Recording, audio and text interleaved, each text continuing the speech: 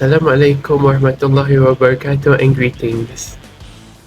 I am Arif Imran and I'll be starting off with our chosen movie's brief synopsis.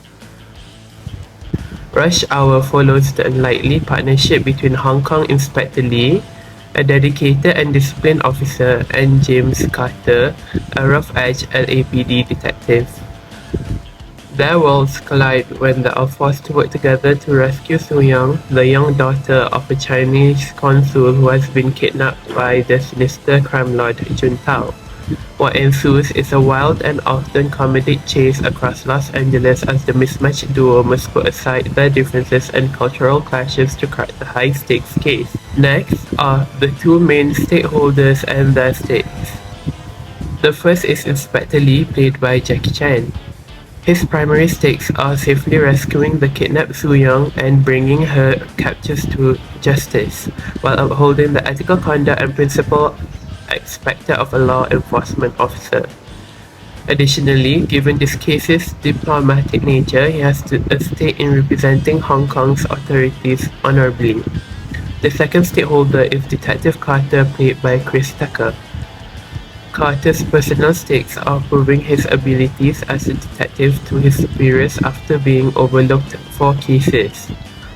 He also seeks the glory and recognition that would come from solving this high-profile kidnapping. From an ethical perspective, he has a stake in conducting himself as an ethical and professional officer of the law. Moving on, the identified villain in this movie is Jun Tao, whereas the hero of the Rush Hour movie is Inspector Lee. Jun Tao's ethical dilemmas are valuing personal gain, money and power over respect for human life by resorting to kidnapping an innocent. His next dilemma being using threats of violence and intimidation rather than legitimate business practices. Jun Tao also lacked the acceptance of responsibility and accountability for his criminal actions. Inspector Lee's ethical dilemmas, on the other hand, are having to work together with the reckless and unprofessional Carter despite vastly different approaches. Next is him upholding ethical conduct and restraint befitting a law enforcement officer when provoked. Inspector Lee also needs to decide how far to go to apprehend the criminals while still protecting civilian lives. Thank you. I will now pass the spotlight to Dia. Now, let us look at the villain's acts from a teleological perspective. Teleological ethics, also known as consequentialism, is a moral theory that focuses on the outcomes or consequences of actions rather than inherent moral rules or duties. In teleological ethics, the morality of an action is determined by its consequences, specifically by whether those consequences lead to the greatest overall good or the fulfillment of certain goals. Jun Tao is the main villain in Rush Hour. From the beginning, we can tell that Jun Tao has instructed his associates to kidnap the daughter of the Chinese consulate in order to blackmail the consulate with $1 million ransom. Aside from that, from the second point of view, Jun Tao constantly breaks the rules and avoids being caught by the law in order to satisfy his lust. This demonstrates Jun Tao's disregard for the consequences and his focus on the positive end. He does not consider whether his activities are morally right or bad. Following that, we will look at the hero's acts from a deontological perspective. Deontological theory is an approach to ethics that focuses on the rightness or wrongness of action themselves, as opposed to the rightness or wrongness of the consequences of those actions. It is described as duty or obligation, whereby the deontologists believe that ethical rules bind you to your duty. Inspector Lee is the main hero in Rush Hour. Inspector Lee's acts in Rush Hour are analyzed from a deontological perspective, which focuses on the inherent moral principles that guide his activity rather than the consequences of his actions. Inspector Lee is portrayed as a dedicated and honorable police officer, committed to upholding the law and protecting the innocent. His primary objective throughout the film is to rescue the kidnapped daughter of the Chinese consul. Irrespective of personal risk or sacrifice, in this movie, we see Inspector Lee's primary concerns for the kidnapped girl's safety and well-being.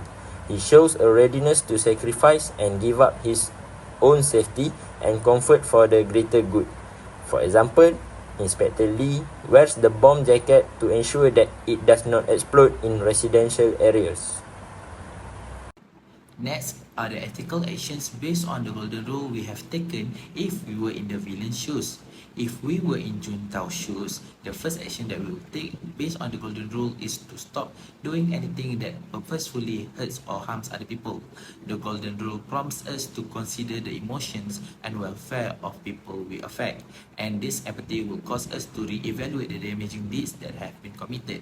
The second action is that we will also look for cooperative peaceful solutions to our problems. We will negotiate and communicate openly to resolve our needs or complaints rather than turn to violence or be involved in illegal activity. The golden rule requires us to treat everyone fairly and with respect by having a calm conversation, and we will be showing others the same respect. Next, as the villain, we will feel remorse as we consider the harm we have caused to our victims and the lives we have disrupted. The guilt from villain perspective will intensify when we consider the kidnapped girl's vulnerability and innocence and how we exploit these qualities for our own benefits. The feeling of shame will be particularly severe when we consider the moral principles and values we have broken, especially when we involve an innocent girl and make her as a ransom and let her suffer the consequences for our own benefit. The film Rush Hour emphasized the importance of relationships and family, highlighting the strength of family ties and the extent people will go to in order to keep those they love safe. Finally, Rush Hour shows us that despite our differences, there is always room for harmony, understanding, and personal growth by embracing cultural diversity, destroying stereotypes, and finding common ground. The film's timeless lessons are still relevant today, serving as a reminder of the strength of justice, friendship, and perseverance in the face of defeat. Some lessons that we learned from the film are: the first one is determination and perseverance. Detective Lee's unwavering commitment to finding the missing girl and apprehending the perpetrators is an excellent illustration of persistence and dedication to a cause. His strong sense of duty and justice is what drives him. The second one is cooperation and teamwork. The movie emphasizes how crucial these elements are to achieving shared objectives. Despite their differences in strengths and weaknesses, Detective Lee and Detective Carter's cooperation demonstrates how different skill sets can work in concert to solve challenging cases. The third one is do not harm others for your own satisfaction. The main antagonist, Juntao, is responsible for the kidnapping of the Chinese diplomat's daughter, which forms the central plot of the film. Juntao uses the kidnapping to negotiate a ransom and act motivated by his desire for power and money. His readiness to injure a defenseless young girl for selfish gain serves as an obvious example of the moral disapproval of harming people for one's own gain or satisfaction.